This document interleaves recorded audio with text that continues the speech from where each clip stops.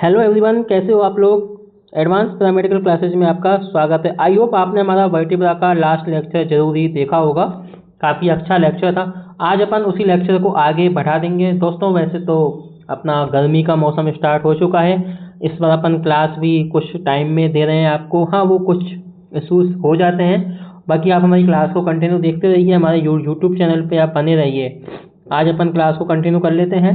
इसमें आपका टॉपिक चल रहा था डोर्सल वर्टिब्रा, जो अपन आपको लास्ट लेक्चर के अंदर ऑब्लिक व्यू अपन ने आपको इसका करवाया था। ठीक है, तो अपन लेक्चर को आगे बढ़ा लेते हैं। ज़्यादा बातचीत भी ठीक होती है, ठीक नहीं होती है, तो अपन सीधा अपन टॉपिक पे आते हैं ना। वैसे तो गर्मी का मौसम है, आप लोगों के घर पे कूलर भी स्टार्ट हो गए होंगे। कूलर नहीं तो पंखे तो हो ही गए होंगे। तो दोस्तों देखो, लास्ट लेक्चर में अपन ने ये ऑब्लिक व्यू कंप्लीट किया था। देख लेते हैं एक बार ये अपन से व्यू क्या कह रहा था। ऑब्लिक व्यू करते हैं, इसमें अपन क्या देखते हैं, ट्रॉमा हो, पेन हो या फिर कोई पैथोलॉजिकल कंडीशन होती है तो अपन ये भी परफॉर्म करते हैं। कैसेट साइज क्या रहता है, 10, 12, 12, 14, ये अपन ने आपको पिछली क्लासेस के अंदर बता भी दिया था। और दोस्तों ये काफ़ी सबसे आसान सब्जेक्ट होती है नंबर लाने के लिए, आप अच्छे से इसको कर सकते हो। ठीक है, बात करते हैं पेशेंट की पोजीशन की। पेशेंट एरेक्ट होगा, खड़ा होगा इंटू लेटरल पोजीशन के अंदर। ठीक है, then the patient rotate in angle of about 20 to 30 to the table. ठीक है, जो पेशेंट है रोटेट होगा किस एंगल से होगा, 20 से 30 डिग्री के, किससे, टेबल से। ठीक है, टेबल से एंगल लेगा 20 से 30 डिग्री का। पेशेंट हैंड फोल्ड है अबव द हेड। पेशेंट अपने हैंड को, हाथों को फोल्ड कर कहाँ रखेगा, सिर के ऊपर, हेड पे रखेगा। ठीक है, अपन बात कर लेते हैं कैसेट की। कैसेट क्या कहता है, upper border of cassette should be just above the C7 vertebra. जो कैसेट का अपर बॉर्डर है वो कहाँ आना चाहिए, अपने C7 वर्टिब्रा को। दोस्तों देखो, जहाँ पे अपन कैसेट लगाते हैं ना, अपन बात कर लेते हैं एक बार एक्स्ट्रा भी देख लेते हैं। एक्स्ट्रा आ ही चुका है ना, ये अपना मान के चलो, अपन साइड में कर लेते हैं। ये अपनी एक कैसेट है। ठीक है, तो ये कैसेट का अपर बॉर्डर हो गया और ये लोअर बॉर्डर हो गया। तो बता, जो अपना अपर बॉर्डर है ना C7, अपने अपर बॉर्डर पे यहाँ आनी चाहिए, जिससे कि अपनी T1, या अपन इसको D1 भी बोल सकते हैं ना। T2 से लेके T1, T2 से लेके कहाँ तक, T12 तक तो यहाँ पे अपना पोजीशन आना ही चाहिए। ठीक है, तो वो यही कह रहा है। और दोस्तों देखो, अब ये कैसेट है। ठीक है, अब ये कैसेट है, अब इसके चारों तरफ ना, मतलब दोनों तरफ इसके एक स्टैंड होता है। ठीक है, ये डबल लेयर होती है स्टैंड की। और एक कैसेट के नीचे होता है ऐसे, और यहाँ पे एक वोल्ट लगा रहता है। और सेम ही कैसेट के ऊपर होता है, यहाँ पे भी एक वोल्ट लगा रहता है। ठीक है, तो ये क्या है, अपन कैसेट को ये वोल्ट खोल के और ऊपर नीचे कर सकते हैं। ठीक है, पेशेंट की लंबाई के अनुसार अपन इसको लगा सकते हैं। जैसे कि अगर पेशेंट मान के चलो 6 फुट का आ गया तो कैसेट ऑब्वियसली ऊपर लगेगी।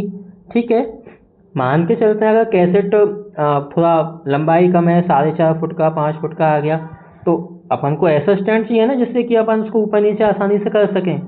तो एग्जैक्टली इसमें वही चीज़ बताई हुई है। ठीक है, तो ये अपना एक्सरे है। ठीक है, ऑब्लिक एक्सरे है, तो आपको इसे थोड़ा एक बार ये चीज़ दिखा करो, अपन को ऑब्लिक एक्सरा कैसे शो हो रहा है, उसमें क्या क्या चीज़ शो हो रही है। देखो, रिब्स शो हो रही है।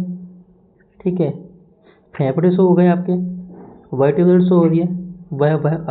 इसमें देखो ये साइड में क्लेविकल भी आ रही है, लगभग थोड़ी ऊपर साइड में, पूरी नहीं आ रही है, कुछ आ रही है ना। तो अपन को ये चीज़ देखनी चाहिए गौर कर, इसमें अपने एक्सरे के अंदर क्या क्या चीज़ अपन को सीन होती है। ठीक है, तो अपन आपको समझ में आ गया होगा।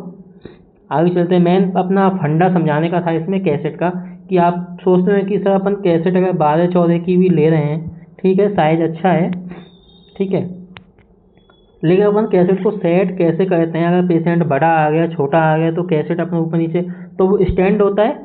आप लोग टेंशन मत लो, जैसे ही आप एक दिन प्रैक्टिकल करोगे ना, आपको आ जाएगा। ठीक है, अपन बात करते हैं अब सेंटरिंग की। ठीक है, सेंटरिंग ऑफ एक्सरे की। Centering, central at the level of axilla. जो अपनी सेंटरिंग होती है अपन कहाँ करते हैं, एक्जिला पे, एक्जिला पार्ट पे करेंगे, बिकॉज ये ऑब्लिक है ना, ऑब्लिक। तो इसका मतलब क्या है, just in front the of the arm from the film. Just सामने करेंगे, कहाँ पे, आर्म के सामने। ठीक है, फ्रॉम द फिल्म से। ठीक है, बात करते हैं आगे की, upper dorsal vertebra seen in oblique. ये पैसे अपन ने करवा दिया था, एक बार रिवीजन करवा रहे हैं, ठीक है। अपन आगे का व्यू भी कर लेते हैं। डिस्टेंस 90 to 100 रहती है, MS 110 और KVP 70। ग्रेड भाई साहब जो होते हैं यहाँ पर उनको जगा देते हैं अपन। अब एक स्पेशल नोट है, ध्यान से पढ़ना, काफ़ी इंपॉर्टेंट चीज़ है, एग्जाम्स में भी काम आती है, ठीक है। Special note, for the patient with kyphosis. Kyphosis means कुबड़ापन, कुबड़ापन होता है, ठीक है। बात करते हैं, for a patient with kyphosis a higher MS as well as KVP required them a normal patient.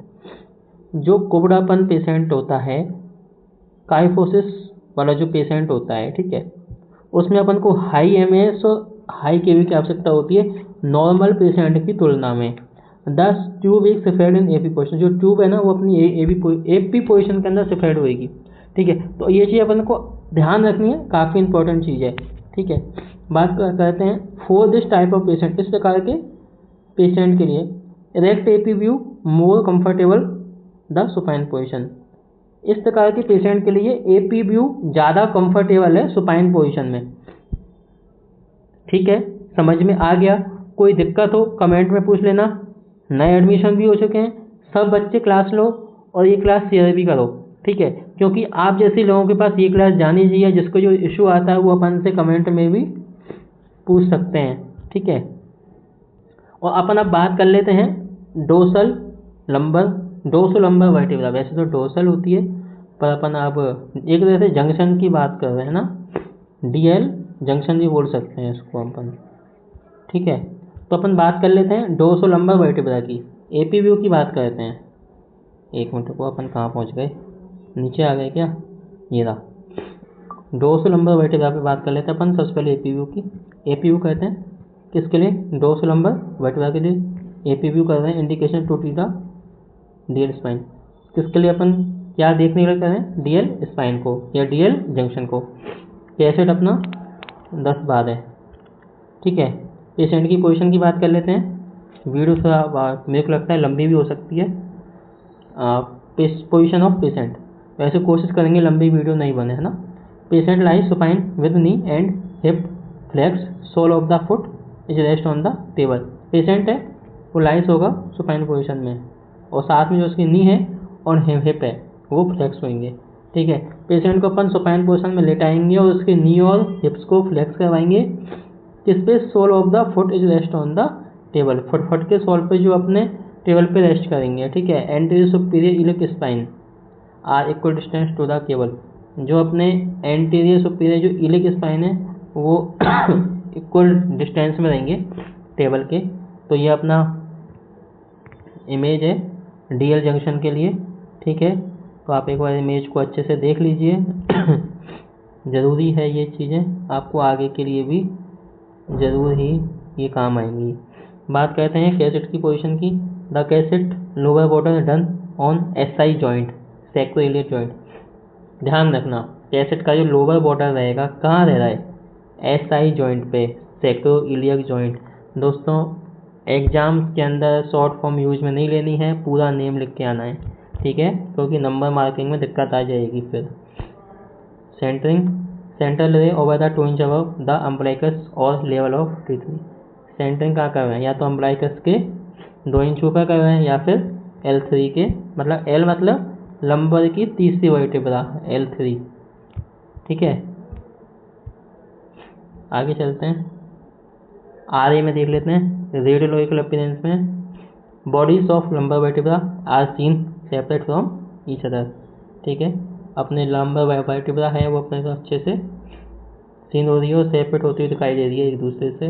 Distance 90 से 100, MS 150, KVP 80 और ग्रेड भाई साहब जाग जाओ, आपका यूज कंटिन्यू अभी चलेगा, ठीक है। अब अपन ये क्लास यहीं पे समाप्त करते हैं। अगली क्लास में आपको लेटरल व्यू अपन करवा देंगे, थोड़ा सा लेटरल व्यू लंबा है। उसके बाद ऑब्लिक व्यू भी आएगा, ठीक है। उसके बाद अपन लंबोसेक्युलर वर्टिब्रा भी स्टार्ट कर देंगे, और इसके बाद अपन आपको दिखाते हैं लंबोसेक्युलर के बाद अपनी सैक्रम आ जाएगी और सैक्रम के बाद अपनी कॉकिक्स आ गई, कॉकिक्स के बाद अपना वर्टिब्रल कॉलम है। अच्छा ठीक है। तो अपन एनाटॉमी की आपको बताया था, अपना एनाटॉमी सबसे लास्ट में करेंगे। दोस्तों देखो, क्लास को अच्छे से फैलाओ, अपने दोस्तों को शेयर करो, लाइक करो, सब्सक्राइब करो, कमेंट करो। अपना चैनल अच्छा चल रहा है, 220 के समथिंग पहुंच चुके हैं, व्यू भी ठीक ठाक आने चालू हो चुके हैं, अपने रील्स भी अच्छे से चल रही है। तो कंटिन्यू एंड थैंक यू।